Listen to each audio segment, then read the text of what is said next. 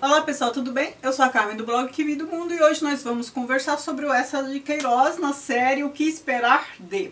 Lembrando que nesta série eu destaco a importância de a gente conhecer o contexto histórico do autor para a gente perceber como esse contexto histórico aparece na obra dele, né? Então assim, por que ele fala o que fala, de onde ele fala o que fala? Isso sempre aparece nas obras, né? Porque as pessoas não conseguem se despir de sua subjetividade, é óbvio. Lembrando também que eu tenho que ter lido pelo menos, né, mínimo 3 obras do autor para conseguir perceber algumas características para poder falar a respeito. Então vamos lá. Eça de Queiroz nasceu em 1845, em Portugal. Ele é português. E morreu em 1900 na França, em Neuilly-sur-Seine, parece. Isso já evidencia uma coisa interessante sobre a trajetória dele. Nas histórias de Eça de Queiroz, aparece pouco dos fatos históricos sobre Portugal. Ele fala bastante de Lisboa e tudo mais, mas as características históricas que aparecem mais são dos países por onde ele passou, porque ele era diplomata. Tanto é que ele morreu na França, né? A França aparece muito fortemente na obra dele. Mas antes de continuar, eu vou mostrar o que eu já li dele, para vocês já irem considerando e relembrando a partir do que eu vou falar. Crime do Padre Amaro, Os Maias, A Relíquia, A Ilustre Casa de Ramírez, As Cidades e as Serras, Primo Basílio e Contos, um livro de contos, que eu gosto muito dos contos dele. Então é tudo isso que eu li dele, são 6 livros e um conto. Agora, voltando ao contexto do Eça de Queiroz, embora fatos históricos não apareçam muito na obra dele, pelo menos no que eu li, né, gente? Pode ser que tenha alguma coisa que eu não tenha lido. Eu não lembro dos fatos históricos de Portugal no que eu li de Eça de Queiroz. É isso que eu quero dizer, resumindo. O que aconteceu? Ele nasceu em 1845. O que estava acontecendo em Portugal mais ou menos nesse período? Voltando um pouco, em 1826, a gente tem um fato que nos aproxima muito, né, nós brasileiros, da história do Brasil e da história de Portugal. Porque em 1826 morreu Dom João VI, ele já tinha voltado a Portugal, né, ele tinha vindo para o Brasil, fugido de Napoleão em 1808, criou um Estado brasileiro, né, até então o Brasil não tinha assim um Estado, então veio a família real para cá e ficou. Só que ele sofreu muita pressão para voltar para Portugal, porque ele estava reinando, né, do Brasil, reinando Portugal a partir do Brasil, e isso não tinha como dar muito certo. Ele volta para Portugal, deixa Dom Pedro I aqui como imperador, só que em 1826 ele morre. É aí que acontece, os portugueses clamam por Dom Pedro I, que em Portugal é Pedro IV, né, o nosso imperador Dom Pedro I em Portugal é Pedro IV. Aí o Pedro IV vai para Portugal, ele abdica do trono em nome da filha, a infanta Maria da Glória, se não me engano, só que ela é uma criança. E aí ele deixa o irmão dele, Dom Miguel, que estava exilado por ter tentado dar golpes, acho que mais de um até, como regente.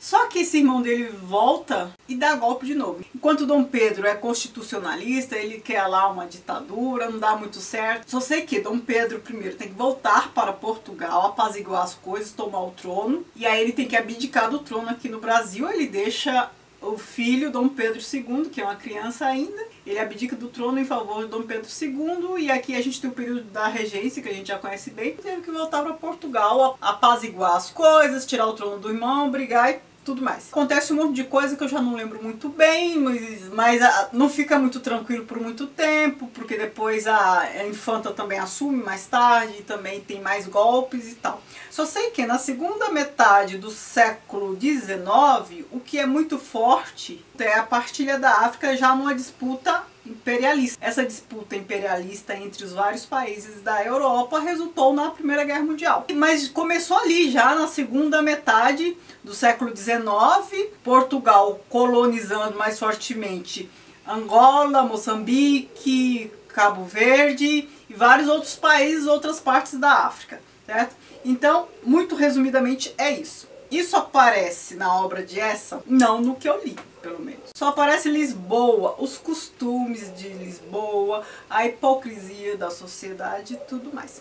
Mas eu disse a vocês que ele era diplomata. Ele morou na França, acho que ele morou em Londres também. Ele fez viagem para Jerusalém. Essas coisas aparecem na obra dele. Começando por A Relíquia, a viagem dele em Jerusalém aparece aqui, porque aqui é a história de um sobrinho, que eu não vou lembrar mais o nome. Ele tem uma tia super carola, ele é interessado na grana dela, e ela só vai deixar herança pra ele se ele for religioso e tal. E ele tem uma vida de esbórnia, só que ele mente, ele finge ser devoto e tal. E ele faz uma viagem para Jerusalém. E a tia dele pede uma relíquia, né? Já que vai para a Terra Santa, pede para ele trazer uma relíquia. E fala e recomenda para ele não se envolver com mulherada, para ele andar na linha. E ele se envolve, faz um monte de bobagem, mas aí nessa passagem dele por Jerusalém, tem um episódio que é meio surreal, sabe? E é com base, em toda a descrição é com base na viagem que o Eça de Queiroz fez. Esse é um dos livros que eu mais gosto do Eça de Queiroz. Eu achei muito engraçado, muito interessante, tem até uma moral da história no final. França, e principalmente Paris, aparece muito fortemente na obra dele, não só porque ele morou lá, porque a gente tem que lembrar que a França, Paris, era uma referência na época, principalmente na segunda metade do século XIX. Por quê? Era a cidade de luz, metrô, luzes, cabarés, inferninhos. Quem viu meu vídeo O que esperar de Baudelaire sabe do que eu estou falando, que lá eu descrevi muito bem todo esse avanço da França nesse período. Então Paris e seus costumes aparecem fortemente em Os Maias, As Cidades e as Serras e Primo Basílio. Em Cidades e as Serras, né, o próprio nome já diz, ele contrapõe cidade, uma metrópole, digamos, nos padrões de hoje, e as serras, né, natureza e cultura. Paris é a cidade, e uma cidade do interior de Portugal, que eu não me lembro mais qual que é as serras. Aí eu já sinto, um Janotinha, todo snob, ele fica nesse conflito. Não no conflito, né? Ele adora Paris, adora a civilização. Mas aí depois tem um desfecho interessante, porque nisso de um polo a outro ele acaba se descobrindo, redescobrindo, sei lá, achando sua própria identidade. Em Os Maias, Paris também aparece como uma referência, né, de cultura e tudo mais. Sempre na obra de Eça sempre aparece uma referência de costumes, literatos e tudo mais. Em O Primo Basílio, pela boca de Basílio a gente tem acesso a elogios a Paris, ele elogia as mulheres parisienses, Paris é a civilização, e aí ele acha que Lisboa é um atraso, aquelas coisas todas de gente antipática, né? Dessas obras todas que eu tenho, a que é mais voltada para Portugal, essa aqui, A Ilustre Casa de Ramírez. Eu fiz um vídeo recentemente dizendo que eu não gostei muito da narrativa dessa obra, eu achei um pouco confusa, não me prendia, não sei se é uma questão de ritmo e tudo mais. Em As Cidades e as Serras também aparece a questão do interior de Portugal. E aqui, o Eça foi a última obra dele, ele acho que quis prestar uma homenagem a Portugal, né? Ou então se voltar para o seu próprio país, já que ele já tinha passado boa parte da vida fora. E aí ele faz essa história, contando a história de Gonçalo Ramírez, que escreve a própria história, a história da família, dos antecedentes, dos antepassados, ao mesmo tempo que está contando a história de Portugal também. Falei que não vejo dados históricos na obra de Eça, mas aqui ele faz referência à história, mas é de antepassados, né, de séculos atrás, não é a história do século XIX. Eu gostei muito do enredo dessa obra, narrativa que eu achei um pouco problemática, né? Não me prendeu. E aqui a gente tem uma questão que é muito cara a Eça de Queiroz, que é a crítica social que ele faz, principalmente à igreja. Ali em A Relíquia, ele não faz uma crítica necessariamente à igreja, ele faz a crítica a uma devoção, ao falso devoto e tal. E aqui ao comportamento do clero, né? O padre Amaro é um pulha, né? É um cafajeste mesmo, né? Seduz a moça e fica de boa. A moça fica com todo o ônus, né, da história. Eu fiz um vídeo sobre cafajeste na literatura e esse aqui é um que se enquadra naquela categoria lá que eu apontei.